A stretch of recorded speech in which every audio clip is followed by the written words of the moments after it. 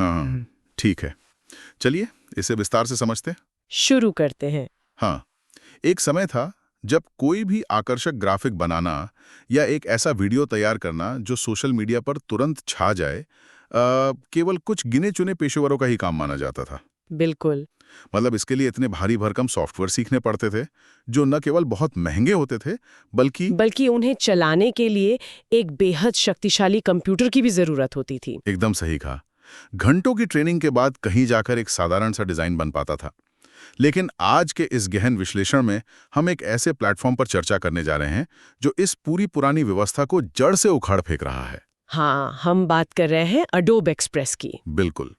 आज की इस विस्तृत चर्चा का मुख्य विषय यही है कि कैसे ये अकेला tool digital design, video editing और कंटेंट क्रिएशन की दुनिया को हर किसी के लिए सुलभ बना रहा है।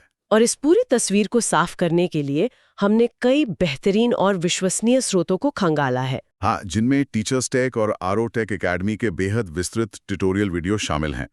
इसके साथ ही हमने अडोब के आधिकारिक यूट्यूब चैनल के वीडियो और डेमोक्रेटाइजिंग प्रोफेशनल डिजाइन नामक एक बेहद प्रभावशाली लेख से भी कई महत्वपूर्ण जानकारियां जुटाई हैं। तो आज का हमारा मिशन ये समझना है कि कैसे एक ऐसा प्लेटफॉर्म जो graphic design, PDF editing, video और शक्तिशाली एआई को एक ही जगह पर ले आता है। हाँ, वो महंगे और जटिल सॉफ्टवेयर की दीवार को कैसे गिरा रहा है। ये एक बहुत ही महत्वपूर्ण मिशन है। बिल्कुल। और अगर हम इस पूरे विषय को एक विश्लेषणात्मक नजरिए से देखें तो ये बात स्पष्ट हो जाती है कि ये सिर्फ एक और नया सॉफ्टवेयर बाजार में आने की बात नहीं है। ये असल में डिजाइन के लोकतंत्रीकरण मतलब डेमोक्रेटाइजेशन का एक बहुत बड़ा प्रतीक है। सही कहा। पारंपरिक रूप से उच्च गुणवत्ता वाले विजुअल बनाने की शक्ति उन चंद लोगों के हाथों में सीमित थी जिनके पास या तो डिजाइन की फॉर्मल डिग्री थी या फिर महंगे संसाधन थे। लेकिन ये टूल उस ढांचे को तोड़ रहा है। एकदम। ये केवल ये नहीं बदल रहा है कि कंटेंट कैसे बनता है, बल्कि ये इस बुनियादी बात को पूरी तरह से बदल रहा है कि कंटेंट कौन बना सकता है। अब एक विचार रखने वाला कोई भी व्यक्ति तकनीकी उलझनों में फंसे बिना उसे एक पेशेवर डिजाइन का रूप दे सकता है। ये डिजाइन की दुनिया में एक बहुत बड़ी क्रांति है। और जब हम इसके सफर की शुरुआत की बात करते हैं तो आरओ टेक एकेडमी के स्रोत से हमें एक बहुत ही प्रासंगिक तथ्य मिलता है। हाँ, इसके लॉन्च को लेके है ना। बिल्कुल। एडोब एक्सप्रेस को 13 दिसंबर 2021 को लॉन्च किया गया था। ये एडोब के मशहूर क्रिएटिव क्लाउड का ही हिस्सा है, लेकिन इसे इस तरह से डिजाइन किया गया है कि कोई भी इसका इस्तेमाल कर सके। और उस लेख में स्पष्ट रूप से बताया गया है कि ये टूल एक मुफ्त और लागत प्रभावी विकल्प है। हाँ, जरा उन छोटे व्यवसायों, फ्रीलांसरों या छात्रों के बारे में सोचिए जिनका बजट बहुत सीमित होता है। बिल्कुल। उनके लिए एक ऐसा टूल उपलब्ध होना जो बिना किसी बड़ी लागत के विश्व स्तरीय डिजाइन बनाने की आजादी दे, वाकई एक बहुत बड़ा बदलाव है। यहाँ जो बात सबसे आकर्षक है वो ये है कि इस टूल ने तकनीक को जटिलता से पूरी तरह मुक्त कर दिया है। वो कैसे? देखिए, पुराने सॉफ्टवेयर में टूल बार्स और मेन्यू का एक ऐसा जाल होता था जो किसी भी नए व्यक्ति को डरा सकता है। लेकिन इसका यूजर फ्रेंडली इंटरफेस और ड्रैग एंड ड्रॉप, मतलब किसी भी फोटो या टेक्स्ट को बस खींचकर अपनी मनचाही जगह पर छोड़ देना। बिल्कुल। ये कार्यप्रणाली डिजाइन सीखने की उन सभी शुरुआती बाधाओं को खत्म कर देती है। एक और पहलू जो इसे आज के समय के लिए प्रासंगिक बनाता है वो है इसकी क्रॉस प्लेटफॉर्म एक्सेसिबिलिटी। डेस्कटॉप और मोबाइल दोनों वाली बात। हाँ, ये डेस्कटॉप के ब्राउजर और मोबाइल ऐप दोनों पर समान रूप से उपलब्ध है। आज के इस तेज तरार काम के माहौल में ये सुविधा इसे एकदम सही बनाती है। कोई भी व्यक्ति अपने कार्यालय में कंप्यूटर पर जो डिजाइन शुरू करता है उसे यात्रा करते हुए अपने स्मार्टफोन पर बड़ी आसानी से पूरा कर सकता है। अरे, क्रॉस प्लेटफॉर्म वाली बात सच में बहुत सुविधाजनक है। और जब हम इस तरह के आसान और सुलभ डिजाइन टूल्स की बात करते हैं तो एक नाम स्वाभाविक रूप से जहन में आता है, कैनवा। हाँ, कैनवा। ये तो स्पष्ट है कि अडोब एक्सप्रेस सीधे तौर पर कैनवा को टक्कर दे रहा है। बिल्कुल दे रहा है। हमने आरओ टेक और टीचर्स टेक दोनों के स्रोतों का गहराई से विश्लेषण किया और दोनों ही स्रोतों में ये माना गया है कि कुछ मामलों में कैनवा आज भी लोगों की पहली पसंद हो सकता है क्योंकि वह लंबे समय से बाजार में है। और हम यहाँ किसी एक का पक्ष नहीं ले रहे हैं क्योंकि दोनों ही प्लेटफॉर्म अपनी अपनी जगह बेहतरीन है। सही कहा। लेकिन अडोब एक्सप्रेस जिस आश्चर्यजनक तेजी से आगे बढ़ रहा है, उसके पीछे अडोब की दशकों पुरानी विरासत का हाथ है। बिल्कुल, अडोब के इकोसिस्टम का फायदा इससे मिलता है। इसमें अडोब के बेहतरीन फॉन्ट्स का वो खजाना मौजूद है जो डिजाइनरों के बीच बहुत लोकप्रिय है। साथ ही अडोब स्टॉक की वो विशाल लाइब्रेरी है जिसमें हजारों उच्च गुणवत्ता वाले वीडियो, ग्राफिक्स और तस्वीरें हैं। और जब इसके साथ एआई टूल्स जुड़ जाते हैं तो ये एक बेहद मजबूत विकल्प बन जाता है। ये तुलना बहुत स्वाभाविक है। कैनवा ने निश्चित रूप से इस बाजार को बनाया है, लेकिन अडोब ने एक बहुत ही स्मार्ट रणनीति अपनाई है। वो क्या? जो टूल्स और क्षमताएं पहले केवल फोटोशॉप या इलिस्ट्रेटर जैसे भारी सॉफ्टवेयर में ही छिपी रहती थी, अडोब ने उन्हें निकालकर एक बहुत ही सरल और ब्राउजर आधारित रूप में यहाँ पेश कर दिया है। ये एक तरह से प्रोफेशनल पावर को कैजुअल यूजर के हाथों में सौंपने जैसा है। ये बात एकदम सटीक है। और डिजाइनिंग के रोजमर्रा के उपयोग को अगर देखें तो ये बात और भी साफ हो जाती है। एरोब-टेक के ट्यूटोरियल में बहुत ही शानदार और व्यवहारिक उदाहरण दिए गए हैं। हाँ, मैंने भी वो देखे। जैसे कि बिना किसी खास प्रयास के गुड मॉर्निंग इंडिया का एक खूबसूरत और आकर्षक पोस्टर बनाना, या फिर ग्रिड फीचर का इस्तेमाल करके 3 अलग-अलग तस्वीरों को एक साथ जोड़कर एक कोलाज तैयार करना। और उन तस्वीरों को एडजस्ट करना भी कितना आसान है। बिल्कुल। सबसे अच्छी बात यह है कि उन तस्वीरों के बीच की खाली जगह, जिसे तकनीकी भाषा में पैडिंग कहते हैं, उसे बस एक स्लाइडर घुमाकर अपनी मर्जी से एडजस्ट किया जा सकता है। इसके अलावा एडोब के वीडियो से एक बेहद ही काम के फीचर के बारे में पता चलता है जिससे ब्रांड्स फीचर कहा जाता है। ये ब्रांड्स फीचर कॉर्पोरेट पहचान बनाए रखने के लिए बहुत महत्वपूर्ण है। बिल्कुल। मान लीजिए किसी का अपना एक छोटा व्यवसाय है या कोई अपना पर्सनल ब्रांड बना रहा है, तो उसके कुछ तय रंग और अपना एक लोगो होता है। इस फीचर के जरिए कोई भी व्यक्ति अपने ब्रांड के रंग, अपना लोगो और अपने खास फॉन्ट को एक बार सिस्टम में सेव कर सकता है और फिर उसे बार बार ढूंढने की जरूरत नहीं पड़ती। एकदम सही। उसके बाद किसी भी बने बनाए टेम्पलेट को चुनकर सिर्फ अप्लाई ब्रांड बटन पर क्लिक करना होता है और देखते ही देखते सेकंडों में वो पूरा टेम्पलेट उस विशिष्ट ब्रांड के रंगों और फॉन्ट्स में ढल जाता है। बहुत ही कमाल का फीचर है। और सबसे मजेदार बात यह है कि जितनी बार उस बटन पर क्लिक किया जाता है, टूल उन ब्रांड रंगों के नए नए संयोजन या वेरिएशन दिखाता है, जिससे हर बार एक नया लुक मिलता है। ब्रांडिंग की निरंतरता बनाए रखने के लिए यह फीचर सच में समय की बहुत बचत करता है। लेकिन अगर हम थोड़ी तकनीकी गहराई में जाएं, तो एक और फीचर है जो डिजाइन की दुनिया में किसी जादू से कम नहीं है। आप किस फीचर की बात कर रही हैं? कन्वर्ट टू एसवीजी फीचर की। ओह हाँ। अक्सर रोजमर्रा के काम में ये समस्या आती है कि जब किसी पीएनजी फॉर्मेट वाले लोगो या तस्वीर को किसी बड़े पोस्टर के डिजाइन में खींचकर बड़ा किया जाता है तो वो पिक्सेलेट हो जाता है। आसान शब्दों में कहें तो उसके किनारे धुंधले और फटे-फटे से दिखने लगते हैं, जो बहुत ही अनप्रोफेशनल लगता है। हाँ, ये समस्या तो बहुत आम है। लेकिन इस प्लेटफॉर्म में एक बहुत ही सीधा विकल्प दिया गया है, जहां किसी भी पीएनजी लोगो को अपलोड करके उसे तुरंत एसवीजी यानी स्केलेबल वेक्टर ग्राफिक्स में बदला जा सकता है। ये वेक्टर ग्राफिक्स क्या होता है? इसे थोड़ा और आसान शब्दों में समझाया जा सकता है? जरूर। वेक्टर को एक ऐसी गणितीय ड्राइंग की तरह समझा जा सकता है जो पिक्सल से नहीं बनी होती। अच्छा। एक बार जब कोई लोगो एसवीजी या वेक्टर बन जाता है तो उसे एक छोटे से विजिटिंग कार्ड पे छापा जाए या फिर एक बहुत बड़े होर्डिंग पर, वो कभी भी पिक्सेलेट या धुंधला नहीं होगा। उसकी क्वालिटी हमेशा एकदम शार्प रहती है। ये तो बहुत बढ़िया है। इतना ही नहीं, डिजाइन के हिसाब से उस एसवीजी लोगो का रंग भी सिर्फ एक क्लिक में आसानी से बदला जा सकता है, जैसे काले लोगो को सफेद या लाल करना। और सबसे बड़ी बात यह है कि इसके लिए किसी अतिरिक्त प्लगइन या दूसरे भारी ऐप को खोलने की जरूरत नहीं होती। पहले इस काम के लिए डिजाइनरों को इलस्ट्रेटर जैसे सॉफ्टवेयर का सहारा लेना पड़ता था, लेकिन अब ये ब्राउजर में ही संभव है। यह बहुत सच में बहुत दिलचस्प हो जाती है। बिल्कुल। क्योंकि अडोब एक्सप्रेस की क्षमताएं केवल ग्राफिक डिजाइन या लोगो तक सीमित नहीं है। जरा पीडीएफ दस्तावेजों के बारे में सोचिए। पीडीएफ तो हमेशा से बहुत बेसिक रहे हैं। हाँ, दशकों से पीडीएफ को बहुत ही स्थिर, उबाऊ और न बदलने वाले फॉर्मेट के रूप में देखा जाता रहा है। लेकिन इस टूल ने पीडीएफ को देखने का नजरिया ही बदल दिया है। कैसे? एडोब के वीडियो में एक ऐसा उदाहरण दिखाया गया जिसने मुझे सच में हैरान कर दिया।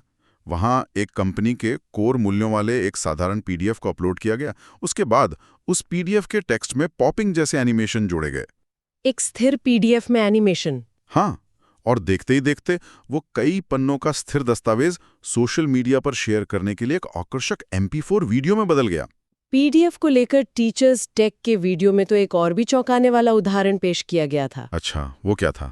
ये तो हम जानते हैं कि पीडीएफ को सीधे एडोब एक्सप्रेस में खोलकर उसमें मौजूद टेक्स्ट या इमेज को एक वर्ड डॉक्यूमेंट की तरह एडिट किया जा सकता है, लेकिन असली गेम चेंजर इसका ट्रांसलेट फीचर है। ट्रांसलेट? हाँ, उदाहरण के लिए मान लीजिए एक लंबी पीडीएफ रिपोर्ट अंग्रेजी भाषा में है।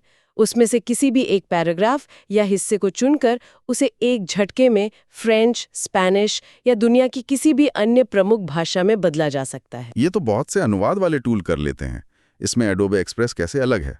इसमें दो बातें बहुत खास है। पहले, ये अनुवाद करते समय पीडीएफ के मूल लेआउट, डिजाइन और फॉन्ट को बिल्कुल नहीं बिगाड़ता। सब कुछ अपनी जगह पर रहता है। ये बहुत बड़ी बात है। अक्सर लेआउट खराब हो जाता है। बिल्कुल। और दूसरी सबसे बड़ी बात यह है कि यह सिर्फ शब्दों का मशीनी अनुवाद नहीं करता, बल्कि अनुवाद का टोन या लहजा तय करने का विकल्प भी देता है। टोन का विकल्प? हाँ, कोई भी ये चुन सकता है कि अनुवाद की भाषा बहुत ही औपचारिक और पेशेवर होनी चाहिए या फिर वो अनौपचारिक और दोस्ताना होनी चाहिए। ये सब उसी एक स्क्रीन पर हो जाता है, जो अंतर्राष्ट्रीय स्तर पर काम करने वालों के लिए एक बहुत बड़ी सुविधा है। ये तो हुई पीडीएफ की बात, लेकिन इन स्रोतों से हमें पता चलता है कि इसकी वीडियो एडिटिंग क्षमताएं भी किसी से पीछे नहीं है। वीडियो एडिटिंग तो आज के समय की सबसे बड़ी मांग है। बिल्कुल। और अक्सर वीडियो एडिटिंग का नाम सुनते ही भारी भरकम सॉफ्टवेयर और कंप्यूटर के हैंग होने का डर सताने लगता है।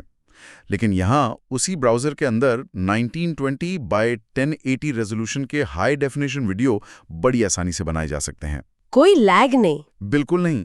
कोई भी सामान्य व्यक्ति इसमें वीडियो क्लिप्स को ट्रिम कर सकता है, उनके अनावश्यक हिस्सों को हटा सकता है, और सबसे मजेदार बात, वीडियो को अलग अलग आकारों में क्रॉप भी किया जा सकता है। जैसे कि किसी आयताकार वीडियो को एक हार्ट शेप या एक गोल आकार के फ्रेम में काटना। एकदम सही। इसके साथ ही बैकग्राउंड में अपनी पसंद का कोई भी ऑडियो ट्रैक जोड़ा जा सकता है। टीचर्स टेक के ट्यूटोरियल में ये भी दिखाया गया है कि कैसे अलग अलग वीडियो क्लिप्स के बीच में स्मूथ ट्रांजिशन लगाए जा सकते हैं, जिससे वीडियो एकदम पेशेवर लगता है। वीडियो एडिटिंग के इसी खंड में एक ऐसे फीचर का उल्लेख करना बहुत जरूरी है जिसने शिक्षा के क्षेत्र में और मनोरंजक कंटेंट बनाने वालों के बीच बहुत हलचल मचा दी है। कौन सा फीचर? Animated characters feature. ये फीचर रचनात्मकता को एक अलग ही स्तर पर ले जाता है। ये कैसे काम करता है? इसमें होता यह है कि स्क्रीन पर दिए गए कई एनिमेटेड कैरेक्टर्स में से किसी एक को चुना जाता है। फिर उसका बैकग्राउंड तय किया जाता है, जिसे पारदर्शी भी रखा जा सकता है ताकि उसे किसी दूसरे वीडियो के ऊपर लगाया जा सके। उसके बाद अपना खुद का ऑडियो रिकॉर्ड किया जाता है या अपलोड किया जाता है। और यहीं पर एआई का वो जादू देखने को मिलता है जिसे एनहांस स्पीच कहते हैं ना? हाँ, बिल्कुल। मैंने देखा है कि कई बार रिकॉर्डिंग के दौरान पीछे से पंखे की आवाज आ रही होती है या माइक की क्वालिटी बहुत खराब होती है। तो एनहांस स्पीच एआई टूल का काम ही यही है कि वो उस खराब ऑडियो को एनालाइज करता है और पीछे के सारे शोर को हटाकर आवाज को बिल्कुल ऐसा बना देता है जैसे वो किसी महंगे स्टूडियो में रिकॉर्ड की गई हो। ये तो क्रिएटर्स के लिए वरदान है। लेकिन बात यहीं खत्म नहीं होती। इसके बाद सॉफ्टवेयर उस साफ आवाज के शब्दों और उच्चारण को समझता है और फिर उस एनिमेटेड कैरेक्टर के होठों की हरकत को उस आवाज के साथ पूरी तरह से मिला देता है, लिप सिंक कर देता है। हाँ, इस प्रक्रिया को लिप सिंक कहते हैं। पहले इस एक काम के लिए एनिमेटर्स को कई दिन लग जाते थे और अब ये महज कुछ क्लिक्स का खेल है। ये सच में अविश्वसनीय है। और जब हम आर्टिफिशियल इंटेलिजेंस यानी एआई की बात कर ही रहे हैं, तो एडोब फायरफ्लाई द्वारा संचालित जेनरेटिव एआई टूल्स का जिक्र किए बिना ये विस्तृत चर्चा बिल्कुल अधूरी है। बिल्कुल अधूरी है। ये वो जगह है जहां इंसान की कल्पना और मशीन की ताकत आपस में मिलते हैं। एकदम सही। टेक्स्ट टू इमेज फीचर के जो उदाहरण हमने स्रोतों में देखे, वो किसी जादू से कम नहीं लगते। सिर्फ कुछ शब्द टाइप करके एक ऐसी तस्वीर बनाई जा सकती है जो दुनिया में पहले कभी मौजूद ही नहीं थी। जैसे वो मकड़ी के जाले वाला उदाहरण। हाँ, एक ट्यूटोरियल में प्रॉम्प्ट दिया गया, सुबह के समय मकड़ी के जाले पर ओस की बूंदों का मैक्रो शॉट। जिन्हें नहीं पता उन्हें बता दें कि मैक्रो शॉट का मतलब होता है किसी बहुत छोटी चीज की एकदम नजदीक से ली गई तस्वीर। और इसका परिणाम कैसा था? सेकंडों के अंदर एआई ने बिल्कुल वैसी ही यथार्थवादी, खूबसूरत और बारीक तस्वीर बनाकर स्क्रीन पर रख दी। एक और उदाहरण था जहां सिर्फ ये लिखा गया कि फूल के साथ एक बच्चे का 3D एनिमेशन चाहिए, और परिणाम किसी हॉलीवुड स्तर की 3D एनिमेटेड फिल्म के दृश्य जैसा लग रहा था। और एआई का यह कमाल सिर्फ तस्वीरें बनाने तक ही सीमित नहीं है। और क्या कर सकता है? टेक्स्ट इफेक्ट्स फीचर शब्दों और अक्षरों को देखने का नजरिया ही बदल देता है। जो भी शब्द लिखे गए हैं उन्हें किसी भी आकार, वस्तु या बनावट में ढाला जा सकता है। अच्छा, कोई उदाहरण देंगी? उदाहरण के लिए, अगर किसी शब्द को कमांड दी जाए कि वो स्विस चीज जैसा दिखे, तो एआई उस फॉन्ट के अंदर चीज की तरह वास्तविक दिखने वाले छेद और पीलापन भर देगा। या फिर फूलों वाले इंद्रधनुष का प्रभाव देने पर पूरे का पूरा शब्द रंग बिरंगे फूलों और पत्तियों से बना हुआ दिखने लगता है। जब इस तरह के एआई टूल्स सामने आते हैं तो अक्सर लोगों के मन में एक सवाल उठता है कि क्या ये मशीनें इंसान की रचनात्मकता को खत्म कर देंगी? ये एक बहुत ही आम चिंता है। हाँ, लेकिन इन टूल्स की कार्यप्रणाली को गहराई से देखने पर यह स्पष्ट होता है कि ये इंसान की रचनात्मकता को खत्म नहीं करते, बल्कि उसे एक नया और असीमित विस्तार देते हैं। वो कैसे? एक विचारशील डिजाइनर जो अपने दिमाग में सोच सकता है, ये तकनीक उसे तुरंत स्क्रीन पर उकेरने में एक सहायक की भूमिका निभाती है। ये कल्पना और निष्पादन के बीच की दूरी को खत्म कर देती है। मैं सहमत हूँ। इसके अलावा रोजमर्रा की समस्याओं को सुलझाने के लिए इसके क्विक एक्शंस बहुत ही उपयोगी हैं। हाँ, क्विक एक्शंस। आरोह टेक के ट्यूटोरियल में एक बहुत ही व्यवहारिक उदाहरण दिया गया था, जहां गणेश जी की मूर्ति की एक तस्वीर थी। अक्सर ऐसी तस्वीरों से बैकग्राउंड हटाना बहुत मुश्किल होता है, क्योंकि किनारों पर बहुत बारीक काम होता है। लेकिन इसमें सिंगल क्लिक में उस बैकग्राउंड को पूरी तरह और सफाई से हटा दिया गया। वाह! और जो तस्वीरें किसी पुराने कैमरे से ली गई हों या खराब क्वालिटी की हों, उन्हें ऑटो एनहांस फीचर के जरिए तुरंत साफ, स्पष्ट और जीवंत बनाया जा सकता है। ये सब व्यक्तिगत इस्तेमाल या किसी अकेले क्रिएटर के लिए तो बेहतरीन है, लेकिन एडोब के एंटरप्राइज वर्कफ्लो वाले वीडियो से हमें इस टूल के एक बिल्कुल अलग पहलू के बारे में पता चलता है। एंटरप्राइज वर्कफ्लो बहुत जरूरी है बड़ी कंपनियों के लिए। बिल्कुल, ये बड़ी टीमों, मार्केटिंग एजेंसीज और कॉर्पोरेट जगत के लिए भी उतना ही कारगर है। अक्सर ये देखा गया है कि जब किसी कंपनी में कई लोग एक ही डिजाइन या प्रेजेंटेशन पर काम कर रहे होते हैं, तो ब्रांड की गाइडलाइंस को बनाए रखना एक बहुत बड़ा सिरदर्द बन जाता है। गलती कर ही देता है। कोई लोगों को खींचकर चपटा कर देता है, तो कोई गलत फॉन्ट का इस्तेमाल कर लेता है। लेकिन इसमें एक ऐसा सिस्टम है जहां मुख्य डिजाइनर किसी टेम्पलेट को बनाते समय उसके कुछ महत्वपूर्ण एलिमेंट्स को लॉक कर सकता है। ये लॉकिंग फीचर एंटरप्राइज स्तर पर एक बहुत बड़ी राहत है। बिल्कुल। इसका फायदा ये होता है कि जब कोई दूसरा टीम मेंबर, जिसे शायद डिजाइनिंग की ज्यादा समझ ना हो, उस टेम्पलेट में अपनी फोटो या अपना टेक्स्ट बदलता है, तो डिजाइन का मूल लेआउट, उसका प्रोपोर्शन या अनुपात बिल्कुल नहीं बिगड़ता। सब कुछ ब्रांड के सख्त नियमों के हिसाब से ही रहता है। कोई भी फोटो बेतरतीब ढंग से खिंचती या कटती नहीं है। और टीम वर्क को और भी सहज बनाने के लिए इसमें कई अन्य फीचर्स भी हैं ना? है, बिल्कुल है। जब बड़ी टीमें काम करती हैं तो संवाद बहुत जरूरी होता है। इसके लिए इसमें कमेंट्स फीचर दिया गया है। यानी लोग सीधे डिजाइन पर फीडबैक दे सकते हैं? हाँ, टीम के अलग अलग सदस्य एक ही डिजाइन पर एक साथ काम करते हुए किसी विशिष्ट हिस्से पर अपना फीडबैक या सुझाव छोड़ सकते हैं। और अगर डिजाइन में किए गए बदलाव क्लाइंट या मैनेजर को पसंद ना आए, तो घबराने की जरूरत नहीं होती। वर्जन हिस्ट्री के जरिए किसी भी पुराने ड्राफ्ट पर आसानी से वापस जाया जा सकता है। ये तो बहुत सुविधाजनक है। ये पूरा वर्कफ्लो किसी भी बड़े संगठन के लिए भ्रम को दूर करता है और समय की भारी बचत करता है। तो इन सब का आखिर मतलब क्या है? इतनी सारी तकनीक, इतने सारे फीचर्स और टूल्स, ये सब जानकारी उन लोगों के लिए क्यों मायने रखती हैं जो इस विस्तृत चर्चा को सुन रहे हैं? ये एक बहुत अहम सवाल है। बात बहुत सीधी और स्पष्ट है। चाहे कोई अपनी किसी महत्वपूर्ण ऑफिस मीटिंग के लिए एक ऐसा प्रेजेंटेशन तैयार कर रहा हो जो सब पर छाप छोड़ दे, कोई छोटा व्यापारी सोशल मीडिया पर अपने नए प्रोडक्ट को प्रमोट करने की कोशिश कर रहा हो, या कोई छात्र बस अपने रिज्यूमे में एक नई और बेहतरीन डिजिटल स्किल जोड़ना चाहता हो, हाँ, काम का अंतिम परिणाम एकदम पेशेवर लगे। ये एक बहुत ही सटीक निष्कर्ष है। ये सिर्फ किसी काम को जल्दी निपटाने का शॉर्टकट नहीं है, बल्कि ये बिना किसी विशेष और महंगी ट्रेनिंग के एक उच्च गुणवत्ता वाला पेशेवर परिणाम प्राप्त करने का एक बहुत ही व्यवहारिक माध्यम है। इस पूरी विस्तृत चर्चा को समेटते हुए हम ये कह सकते हैं कि एडोब एक्सप्रेस को महज एक साधारण फोटो एडिटर समझना इस टूल के साथ बहुत बड़ा अन्याय होगा। बिल्कुल अन्याय होगा। ये ग्राफिक डिजाइनिंग, शक्तिशाली पीडीएफ मैनेजमेंट, आसान वीडियो एडिटिंग और बेहद उन्नत एआई का एक ऐसा जबरदस्त पैकेज है जो केवल एक इंटरनेट कनेक्शन रखने वाले हर व्यक्ति की पहुंच में है।